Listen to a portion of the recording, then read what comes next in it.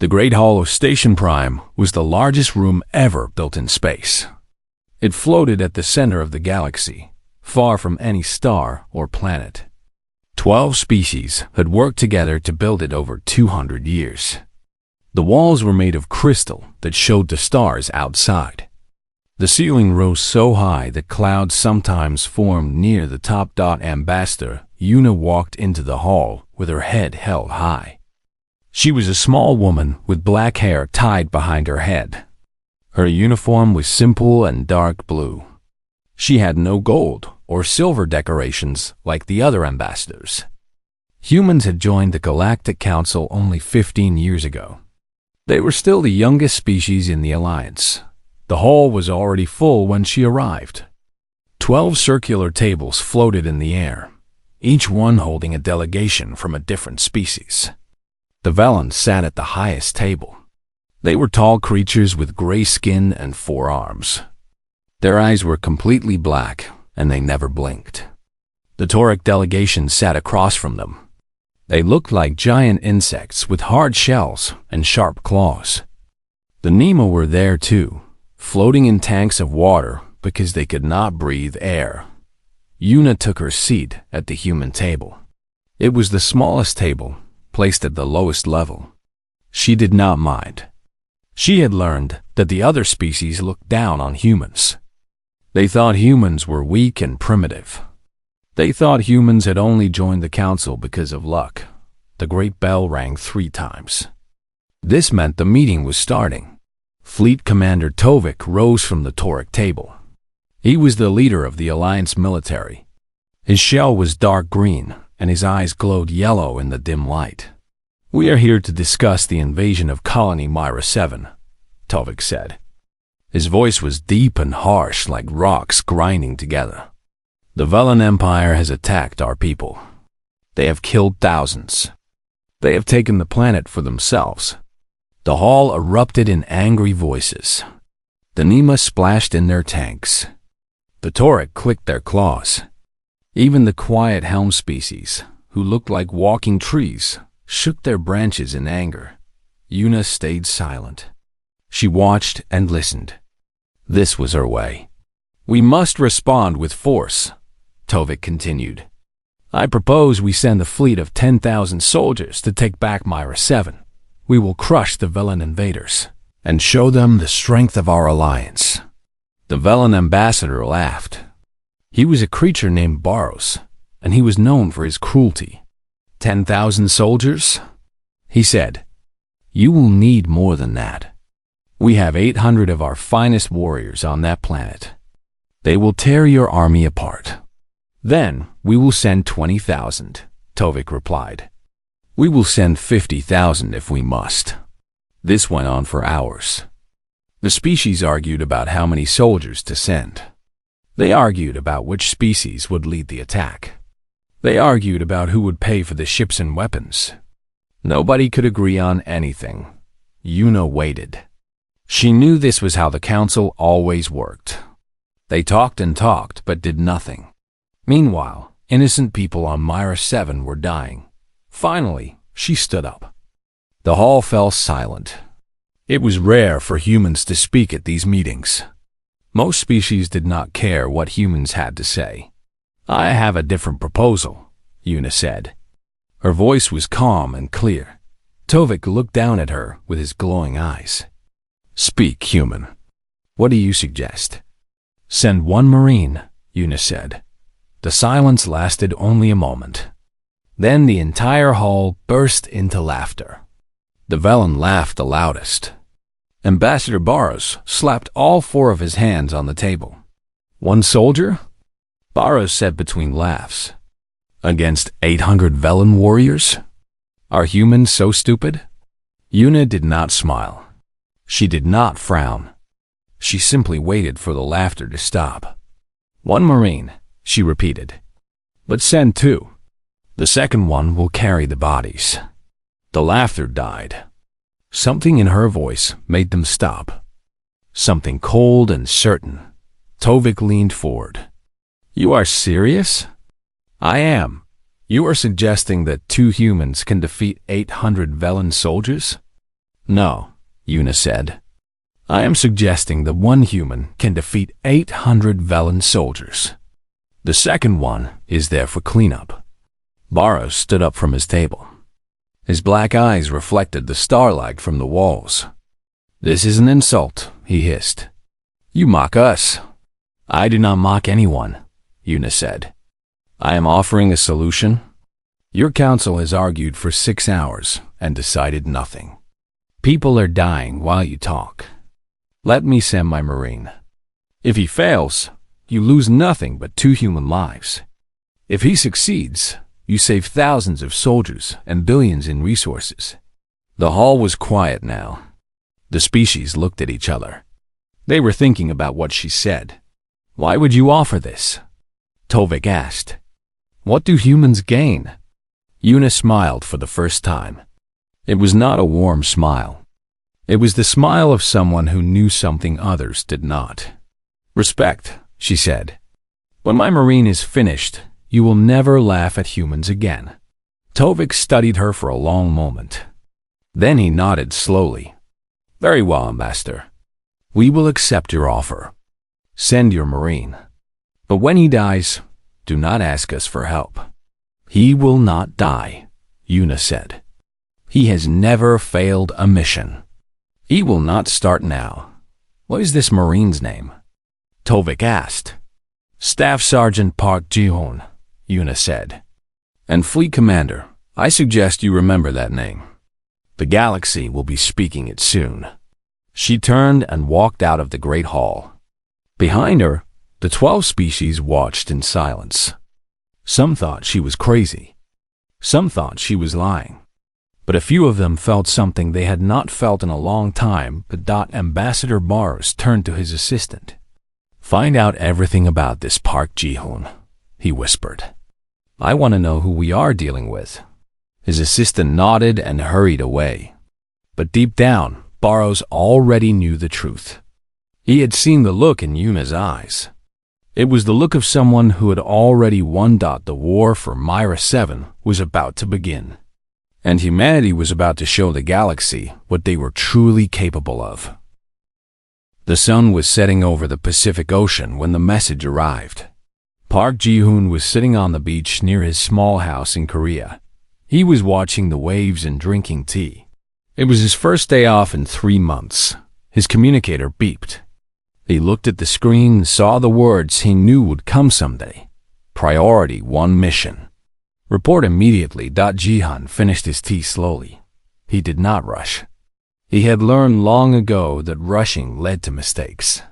Mistakes led to death. He stood up, brushed the sand from his pants, and walked back to his house. He was 42 years old, but he moved like a much younger man. His body was covered in scars from 17 combat deployments. Each scar told a story. Each story ended the same way. The enemy died. Ji-hoon survived. Inside his house, he packed his bag. He did not pack much. A change of clothes. Some medical supplies. His father's old knife. Everything else he needed would be waiting at the base. He looked around his small house one last time. The walls were bare, except for one picture. It showed a young woman smiling at the camera. She had died 10 years ago, in an attack on Colony Haven. The Velen had killed her along with 2,000 other civilians. Ji-hoon touched the picture gently. I will see you soon, he whispered. But not today. He walked out the door and did not look back. The transport ship took him to Seoul Marine Base in 20 minutes. The base was built into the side of a mountain, hidden from satellites and sensors. Only the best soldiers trained here. Only the deadliest missions started here. Corporal Lee Hana was waiting for him at the landing pad. She was 28 years old with short hair and sharp eyes. She had been his partner for 5 years. In that time, she had never questioned an order. She had never complained. She had never failed. They gave us the mission file, Hana said as he approached. Colony Myra 7, 800 Velen soldiers. Fortified position in a canyon. Ji-hoon nodded. Timeline? We leave in 6 hours. Travel time, is 4 days. Equipment? Standard load plus heavy weapons.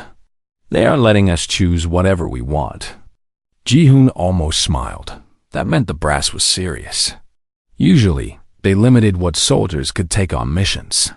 If they were opening the armory, they expected heavy fighting. Good, he said. Let us go shopping. The armory at Seoul Base was legendary. It held weapons from every era of human history. Ancient swords hung next to plasma rifles. Crossbows sat beside missile launchers. The humans had learned that every weapon had its use. Sometimes old methods worked better than new ones. Ji-hoon walked through the rows slowly. He picked up a rifle and checked its weight. He put it down and picked up another. He did this many times before he found the one he wanted. It was a long-range rifle with a special scope. It could hit a target from 3 kilometers away. Good choice, said a voice behind him. He turned and saw General Kim Tae-ho standing in the doorway. The general was an old man with white hair and a kind face. But his eyes were hard. He had seen more death than anyone alive. General, Ji-hoon said with a small bow. Sergeant Park. Corporal Lee. The general walked forward and looked at the weapons they had chosen. Do you know why you were selected for this mission? No, sir, Ji-hoon said. Because you are the best we have. And because this mission is not just about saving Myra 7.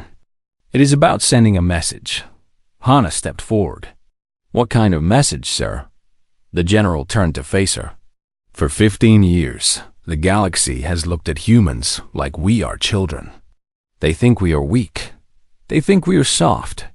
They let us join their council because they felt sorry for us. He paused. That changes now. How does 2 soldiers change anything? Hana asked. Because 2 soldiers will do what 10,000 could not. When you succeed, every species in the galaxy will know the truth about humans. They will know that we are not prey. We are predators. Ji-hoon was quiet for a moment. Then he asked the question that had been on his mind since he received the orders. Why me, General? There are younger soldiers. Faster soldiers. The general smiled. It was a sad smile. Because those soldiers have something to lose. They have families. They have futures. They have fear. He put his hand on Ji-hoon's shoulder. You have none of those things. You have only the mission. And that makes you the most dangerous man alive. Ji-hoon thought about the picture in his house. The smiling woman who would never smile again. The general was right. He had nothing left to lose. We will not fail, Ji-hoon said. I know you will not. The general stepped back. There is one more thing. The aliens are sending observers. They want to watch you fight. They think you will die quickly, and they want to see it happen. Hana made an angry sound. That is disgusting. It is an opportunity, the general said. When you win, they will have seen it with their own eyes. They will not be able to deny what humans can do. Ji-hoon finished packing his weapons. He chose 3 rifles, 4 pistols, 12 knives, and enough explosives to level a small building. Hana packed medical supplies, food, water, and communication equipment. She also packed body bags. Lots of body bags. Ready? She asked. Ready, he replied. They walked to the transport ship together. The pilot was already warming up the engines. In the distance, Ji-hoon could see 3 alien ships waiting to follow them. The observers, the doubters, the ones who would soon learn the truth. He climbed into the ship and sat down. Hana sat across from him. Neither of them spoke. They did not need to. They had done this many times before. The ship lifted off and flew toward the stars. Below them, Earth grew smaller and smaller until it was just a blue dot in the darkness. Somewhere out there, 800 Velen soldiers were waiting. They thought they were safe. They thought they were strong. They thought they knew what war looked like. They were wrong. Park Ji-hoon closed his eyes and rested. In 4 days, he would show them what a human could really do. In 4 days, the galaxy would learn to fear. Myra 7 looked like a dying world from space. The surface was covered in red dust and black smoke. Fires burned in the cities that the Velen had attacked. The oceans were gray and still. Nothing moved except the Wind. Jihan stood at the window of the transport ship and studied the planet below. He had seen many destroyed worlds in his career. This one was not the worst, but it was bad enough. The Velen are in the Eastern Canyon, Hana said from behind him. She was looking at a map on her screen. It is deep and narrow. Good defensive position. They have walls at both ends and guards on the ridges above. How many civilians are left on the planet? Ji-hoon asked. About 10,000? They are hiding in the northern mountains. The Velen have not found them yet. Ji-hoon turned away from the window. We need to move fast. If the Velen find those people, they will kill them all. The ship began its descent. The alien observer vessels stayed high in orbit, watching from a safe distance. They had sent cameras to record everything. The whole galaxy would see what happened next. The transport landed on a flat rock formation about 5 kilometers from the canyon. The air outside was thin and cold. The sky was the color of blood. Ji-hoon stepped off the ship and felt the ground crunch under his boots. Hana followed him with their equipment. She moved quickly and quietly. In 5 years of working together, Ji-hoon had never heard her make an unnecessary sound.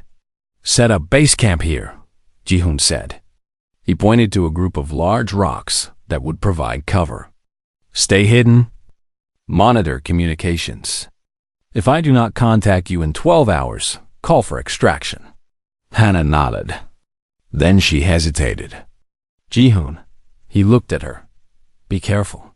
He almost smiled. In 5 years, she had never said that before. I am always careful, he said.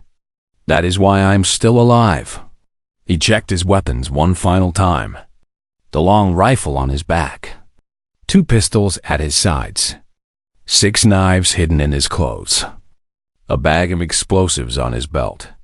He was ready. The walk to the canyon took 2 hours. Ji-hoon moved slowly, staying low to the ground. He used rocks and shadows for cover. The red dust made it hard to see far ahead, but it also made it hard for the enemy to see him when he reached the edge of the canyon. He lay flat on his stomach and looked down. The sight below made him pause that the Velen had built a fortress. Stone walls stretched across the canyon floor. Guard towers rose at every corner. Soldiers patrolled the walkways in groups of 4. In the center of the camp, a large tent flew the flag of the Velen Empire. Jihan counted the enemies carefully. 100 guards on the walls. 200 in the towers. 300 walking patrol routes. The rest were probably sleeping in the tents below. 800 total, just as the briefing said. He pulled out a small device and scanned the canyon. The device showed him heat signatures, movement patterns, and weak points in the defenses. He studied the information for a long time. The Velen were organized. They were disciplined. They knew how to fight. But they had one weakness that all armies shared. They were afraid of the dark. Ji-hoon looked up at the sky. The sun was starting to set. In 3 hours, night would fall. And then the real work would begin. He retreated to a safe position and contacted Hana on his communicator. I have visual on the target. 800 confirmed. Heavy fortifications. I will begin operations at nightfall. Copy that, Hana replied. The observers are broadcasting live to the Galactic Council. Everyone is watching. Good. Let them watch. He ended the communication and settled in to wait. The hours passed slowly. He did not move. He barely breathed. He was like a stone, patient and still. When darkness finally came, it came quickly. The red sky turned purple, then black. The stars appeared one by one. The canyon below lit up with torches and electric lights. The Velen were afraid of what they could not see. Jihan stood and stretched his muscles. He checked his weapons again. Then he began his descent into the canyon. He moved like a shadow. His feet made no sound on the rocks. His black uniform blended with the darkness. The first Velen guard never saw him coming. The guard was standing alone at the edge of the camp, looking out at the empty desert. He was young, probably on his first assignment. He was thinking about home, about the life he would live after the war. Jihoon came up behind him and put one hand over his mouth. With the other hand, he used his knife. The guard died without making a sound. Jihoon lowered the body gently to the ground and moved on. The second guard was harder. He was standing near a light, talking to another soldier. Jihoon waited in the shadows until they separated. When the second guard walked away, Jihoon followed. He caught him in a dark corner between two tents. 3, 4, 5, 6. The bodies piled up. Each kill was clean and silent. Each body was hidden in the shadows where no one would find it until morning. The Velen did not know they were being hunted. They thought they were safe behind their walls. They thought the only danger was the army that would eventually come from the stars. They did not know that the most dangerous thing in the galaxy was already inside their camp. And he was just getting started. By midnight, Jihoon had killed 30 soldiers. He had not been seen once. The Velen still did not know anything was wrong. They walked their patrols. They changed their guards. They slept in their tents. Jihan climbed to the top of a guard tower and looked down at the camp below. The commander's tent was in the center, surrounded by elite guards. That would be his final target. But not yet. First, he needed to break them. He pulled out his long rifle and found a position on the tower. He aimed at the largest light in the camp. It was a generator that powered the electric fences. One shot would shut down half their defenses. He took a deep breath. He let it out slowly. He squeezed the trigger. The generator exploded in a ball of fire. The lights went out. Half the camp was plunged into darkness. And in that darkness, the screaming began. Jihoon moved down from the tower and disappeared into the chaos. The hunt was on, and the Velen were the prey. The Velen camp was in chaos. Soldiers ran in every direction, shouting orders that no one followed. The darkness swallowed them whole. They could not see their enemy. They could only hear the screams of their brothers dying around them. Jihoon moved through the camp like a ghost. He did not run. He walked calmly, choosing his targets with care. A soldier here, an officer there. Each one fell before they knew what happened. The Velen tried to fight back. They fired their weapons into the shadows. They threw torches to push back the darkness. But Jihoon was never where they expected. He was always one step ahead. Commander Voros stood in his tent and listened to the reports coming through his communicator. 10 dead, 20 dead, 30 dead. The numbers kept climbing, and no one could tell him who was attacking. Where are they coming from? Voros demanded. How many are there? We do not know, Commander, a frightened voice replied. We cannot find them. It is like fighting smoke. Voros grabbed his weapon and walked out of his tent. He was the leader of this army. He had conquered 12 worlds. He had killed thousands of enemies. He was not afraid of shadows. Bring me lights, he shouted. All the lights we have. I want this canyon bright as day. His soldiers scrambled to obey. They brought torches and lamps from every tent. They lit fires in barrels and placed them along the walls. Slowly, the darkness retreated. But the killing did not stop. Jihan watched from a hidden position as the lights came on. He was not worried. Light made it easier to see, but it also made it easier to aim. He raised his rifle and looked through the scope. He found an officer standing near Voros, shouting orders at the soldiers. Ji-hoon squeezed the trigger. The officer fell. The soldiers screamed and scattered. Voros spun around, trying to find where the shot came from. There! He pointed at a dark corner. They are over there. 20 soldiers ran toward the corner with weapons raised. They found nothing. The shooter was already gone. Ji-hoon had moved to the other side of the camp. He climbed up a supply tower and looked down at the chaos below. The Velen were shooting at shadows. They were so afraid that they were hitting their own people. He took out 3 more soldiers with his rifle. Then he climbed down and moved into the tents. The sleeping quarters were empty now. Everyone was outside fighting the invisible enemy. But Ji-hoon had not come here to kill sleeping soldiers. He had come for their supplies. The food storage was in the largest tent. Ji-hoon placed explosives on the support beams and set a timer. Then he moved to the water tanks and did the same. Finally, he found the ammunition storage. He set the largest bomb there. When he was done, he walked calmly out of the camp and climbed the canyon wall. He found a safe spot and sat down to watch. 3 minutes later, the explosions began. The food tent went first. It collapsed in a ball of fire. The water tanks went next, flooding the lower camp with dirty water. Then the ammunition storage exploded. The blast was so powerful that it shook the ground 3 kilometers away. The Velen army lost half their supplies in 30 seconds. Now they had no food, no water, no extra ammunition.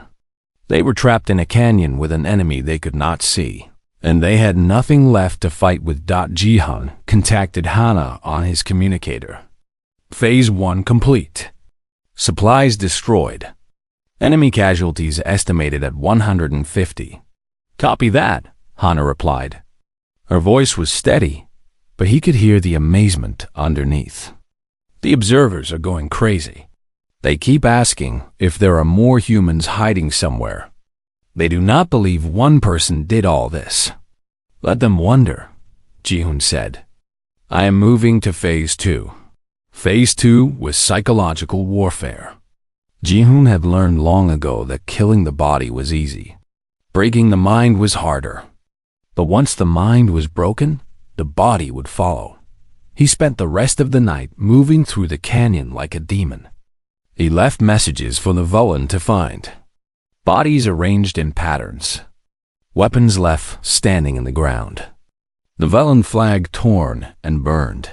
He whispered in the darkness, making sounds that seemed to come from everywhere and nowhere. The soldiers started shooting at each other because they could not tell friend from enemy. By dawn, 400 Velen soldiers were dead. The survivors had not slept. They had not eaten. They had spent the whole night fighting something they could not understand. Commander Voros gathered his remaining soldiers in the center of the camp. There were only 400 left. Many of them were wounded. All of them were afraid. Listen to me, Voros said. His voice was hoarse from shouting all might. We are Velen warriors. We do not run from a fight. We do not hide from our enemies. What enemy? A young soldier cried out. We cannot see them. We cannot fight them. They are ghosts. They are not ghosts, Voros growled. They are humans. 2 humans. That is all. The soldiers looked at each other in disbelief. 2 humans? Impossible. No 2 beings could have done what they saw last night. It is true, Voros continued. The Galactic Council sent only 2 human soldiers. They thought it was funny. They thought humans were weak. He paused and looked at the destruction around him. They were wrong. A terrible silence fell over the camp. The soldiers understood now. They were not fighting an army. They were not fighting a fleet. They were fighting 2 humans who had killed half their force in a single night. What do we do, Commander? Someone asked. Voros did not answer immediately. He looked at the canyon walls, at the shadows where death was hiding. He thought about his options. He could attack. He could defend. He could retreat. Or he could wait. "We stay here," he finally said. "We fortify our position. We wait for the human to make a mistake." He looked at his soldiers with hard eyes. "No one goes outside the walls. No one fights alone. We stay together and we survive." The soldiers nodded and began to build barricades. They blocked the entrances with rubble. They set up firing positions on the walls. They did everything they could to make their camp safe. But deep down, they all knew the truth. They were not preparing to win. They were preparing to survive. And against Park Ji-hoon, even that might not be enough. High above the canyon, Ji-hoon watched them build their defenses. He saw the fear in their movements. He heard the panic in their voices. The Velen were already beaten. They just did not know it yet. He settled back and closed his eyes to rest. Tomorrow, he would finish what he started. Tomorrow, the galaxy would see what one human could do. The sun rose over Myra 7 on the third day.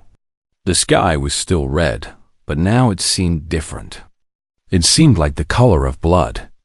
The color of what was to come. Hannah woke up at her base camp and checked her equipment. The communication channels were full of alien chatter.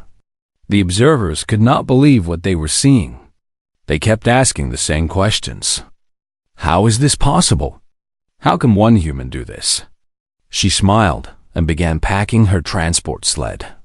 It was a flat platform that floated above the ground, perfect for carrying heavy loads. Or bodies. Ji-hoon, she spoke into her communicator. "Status report. Phase 2 complete." His voice came back, calm as always. "Enemy morale is destroyed. They have locked themselves inside their camp. They refuse to come out. Casualties? Estimated 400 dead. 400 remaining." Hannah shook her head in amazement. In 2 nights, Ji-hoon had killed half an army without taking a single wound. It should have been impossible. But she had seen him do impossible things before. "What is the plan for today?" she asked. "Today, we end this. Meet me at the canyon entrance in 2 hours. Bring the sled. Copy that." She loaded the sled with body bags and medical supplies. Then she began the long walk through the canyon. The red dust swirled around her boots. The wind carried the smell of smoke and death. At the canyon entrance, she found Ji-hoon waiting for her. He was sitting on a rock, drinking water from a bottle. He looked tired but not hurt. His uniform was covered in dust and dried blood, but none of it was his. "How do you feel?" she asked. "Ready," he said. He stood up and looked toward the Velen camp in the distance. They are broken. Their commander knows he cannot win. He is just waiting for an excuse to surrender. What kind of excuse? Ji-hoon turned to face her.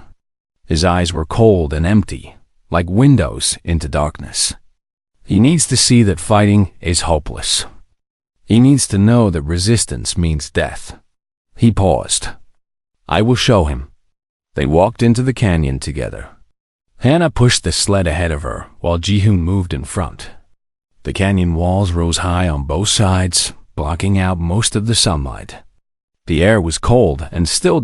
As they got closer to the Velen camp, they began to see the bodies. Ji-hoon had arranged them along the path, lined up in neat rows. It was a message for anyone who came this way. A warning of what was waiting inside. The Velen guards on the walls saw them coming. They raised their weapons but did not fire. They were too afraid.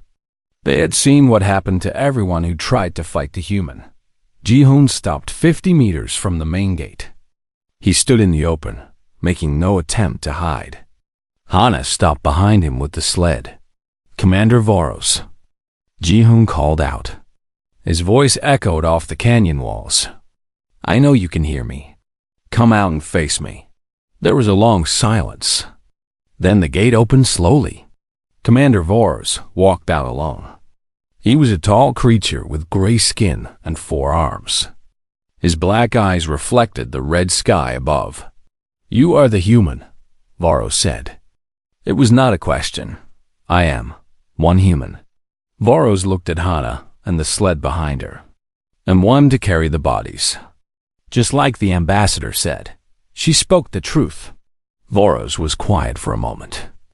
He looked at the bodies lined up along the path. He looked at the ruins of his camp. He looked at the 400 soldiers watching from the walls, waiting to see what would happen. I have fought many wars, Varros finally said. I have killed many enemies. I have never lost a battle. He paused and took a deep breath. Until now, Ji-hoon did not respond. He just waited. My soldiers are afraid, Varros continued. They think you are a demon. They think you are a god of death. They would rather die than face you again. They do not have to die, Ji-hoon said. Surrender. Release the planet. Go home. And if I refuse? Ji-hoon took one step forward. Just one step. But Varros flinched like he had been struck. Then I will kill every single one of you. And then I will find your families, your friends, your leaders. I will hunt them across the galaxy until there is no one left who remembers the Velen Empire. His voice was soft, almost gentle. But his words were the coldest thing Hana had ever heard. Varros stood very still. His four hands trembled at his sides. He opened his mouth to speak, but no words came out. Then, slowly, he dropped to his knees. We surrender, he whispered. The planet is yours. We will leave. We will never return. Ji-hoon nodded once. Wise choice. He turned and walked back to Hana. Behind him, the Velen soldiers began to lay down their weapons. The war was over. 3 days later, Ambassador Yuna stood before the Galactic Council once again. The Great Hall was silent. Every species was watching her with new eyes. The planet Mira 7 has been liberated, Yuna announced. The Velen invaders have surrendered and withdrawn. The civilians are safe. Fleet Commander Tavik rose from his seat. His yellow eyes were wide with something that might have been fear. How many human soldiers did it take? He asked, even though he already knew the answer. 2, Yuna said. 1 Marine and 1 Corporal to handle logistics. The hall erupted in whispers. The species looked at each other in disbelief. Some of them had watched the live footage from the observers.